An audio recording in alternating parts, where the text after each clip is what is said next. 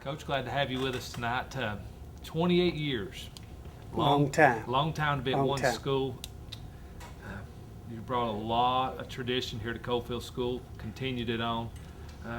Just let's talk about some of your fond memories. I know you miss it. You've been away from it for 3 years, but let's just talk about some of the good times you had as a coach, assistant for 8 years. A couple of close calls. 81 against Webb. Could have had a state title. 2004 at Boyd Buchanan. I mean, let's just talk about some of the good times we've had here at Coalfield.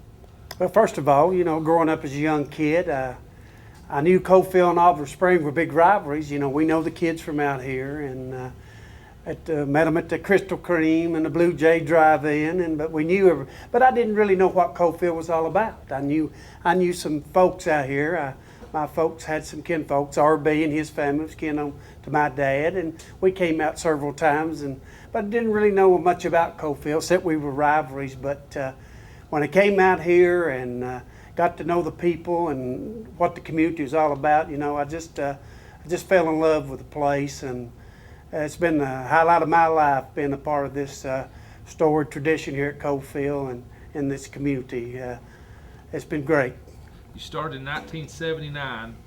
Just an estimation, how long did it take you to realize how special that Coalfield was? It didn't take very long. I mean, I saw everybody jump in and work on the fields, and just anything you wanted, you asked for, you got, and it didn't take me long to see what Coalfield was all about. People show up on Friday night and they stand up on the roof and they see what a single-A school looks like, but there's more that goes into that field than just showing up on Friday night. Talk about all the help and everything that's gone into that first-class facility that we have here at Coalfield. Well, number one, anytime you have success, the community has to be at the top. And the community is the top in Coalfield. In Coalfield, it's always been at the top. I mean, the tradition, the hard work, anything you want done, all you got to do is ask. And the people are willing to chip in and get to work on the fields, or if you need some money to buy some weights or equipment, all you got to do is go out and ask, and they're there. And then it's always been that way since I've been here. In 28 years, you're always going to have some games that stick out in your mind. You've got this 5 overtime game your first year as an assistant. You've got the 81 so-called fumble called back against Webb in the playoffs. You've got the catch from Gary Chadwick against Webb in the second round. Then you finally get over the hump and you beat Greenback to make the semifinals. Which games kind of stand out to you? Well, Marty, there's so many. There's so many great games. You mentioned a number of them. Webb probably number one. I feel Webb's probably the best team in the state that year. We go to Knoxville the week before and play Catholic, and Porky and James can tell you this, that we were down there warming up. All the TV stations were there that night, and they were down there talking to Catholic's coach. They didn't even know we were there. They didn't even come up there, and then we went on a pretty good thumping on them. And after the game, here came 6, 10, and I guess Channel 26 at the time maybe, but they wanted to talk to us then. I said, nope, I'm going to talk to my kids. I said, you didn't want to talk to me before the game, and we don't want to talk to you now. But and then the next week we come home and we play Webb in the second round. So we got 2 private schools from Knoxville back to back, and that was a great win. We jumped out to a 7-0 lead. I think Scott Melhorn broke one for about 70 yards, and then I think we kicked the field goal and had them 10-0 maybe. But Webb made a great comeback in the second half, and with about 1 minute and 30 seconds left in the game, they go ahead. And Webb people, they were just unbelievable. They thought they were beat, but they came alive. And we had 1 minute, and I think time we kicked the ball and ran it out to the 28-yard line, I think we had 1 minute 20-something seconds left. And one of the greatest drives here in Coalfield school history. I know Dan Jones made a great catch.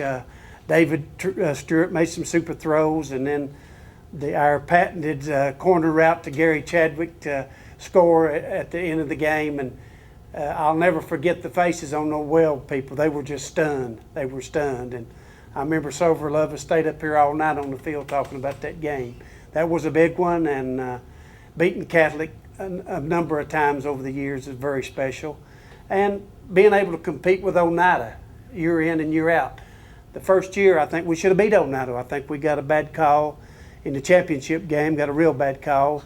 I think we'd have beat them that year, but to be able to, after that, to play with them year in and year out and hang with them every year. And a lot of special wins, a lot of special wins. And we, as a community, I think we were 0-4 in opportunities to get to the semifinals.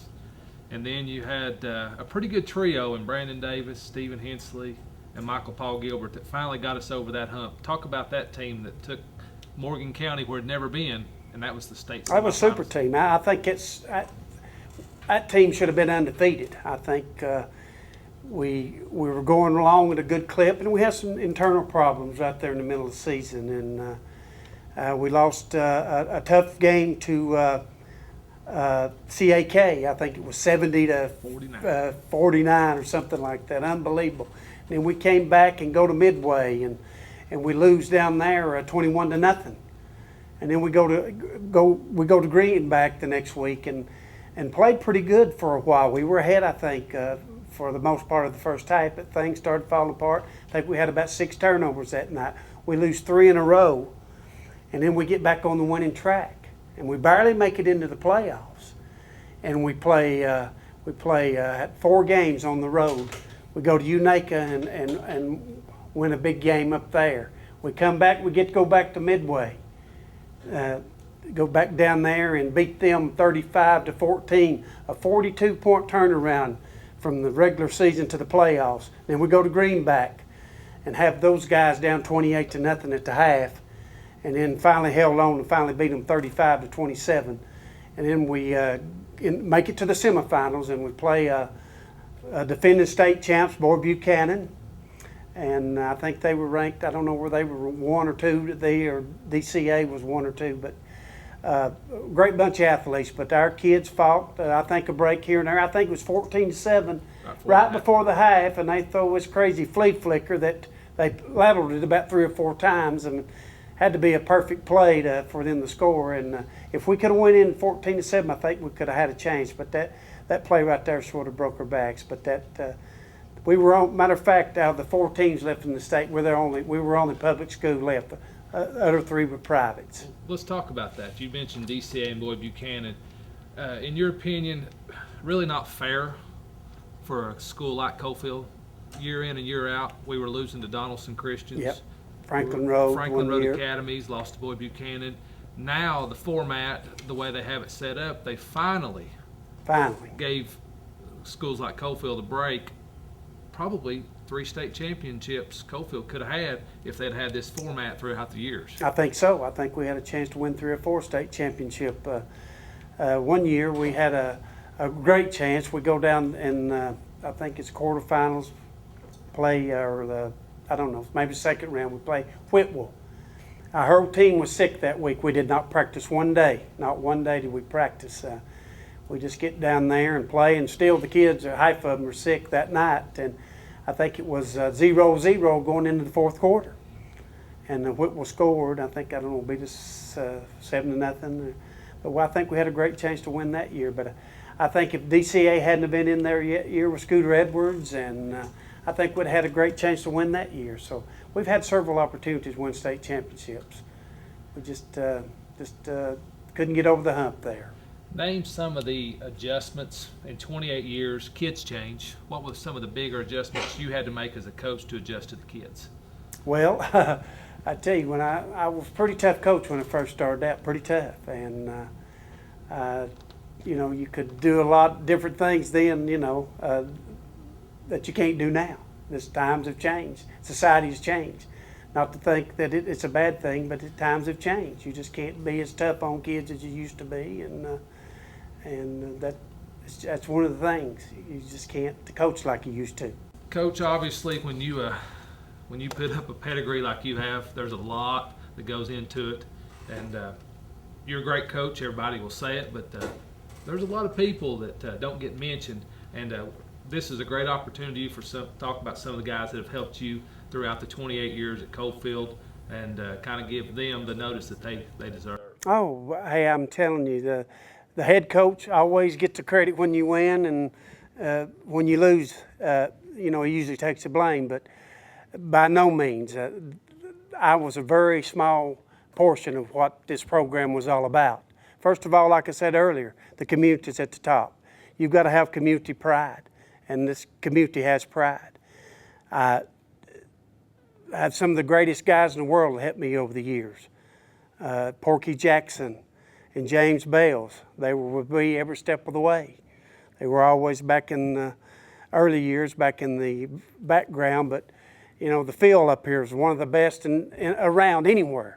Anybody that comes and plays on this field will tell you this is the best field around. And those guys are the ones that were the main ones that had that field looking like it, you know, and Bear Jackson and Peanut Justice. And I first got here, Shannon Walls and Joe Baker and so many people pitched in and did so many things. And, you know, some of my former kids come back and help me coach. Sean Basler, Ted McKinney, Andy Lau, and Jason Wilson, and Ronnie Wilson helped me a while, and George Lau, the one that I helped for so many years. George came back when Andy started playing and helped me for a while. But there's just so many great guys that did a lot of hard work and that never get mentioned, but they did all the work and I got all the glory. 1990 to 2004, Coalfield had, I believe, 12 All-State kids, but wasn't always the accolades there. No. In 1989, Coalfield had probably one of the top 5 teams in the state. Had, I think, at least 4 All-State kids, and Gary Chadwick, Dan Jones, Scott Melhorn, David Stewart at the top of the list. Oh yes. And when the All-State nominations coming out, none. And, nobody.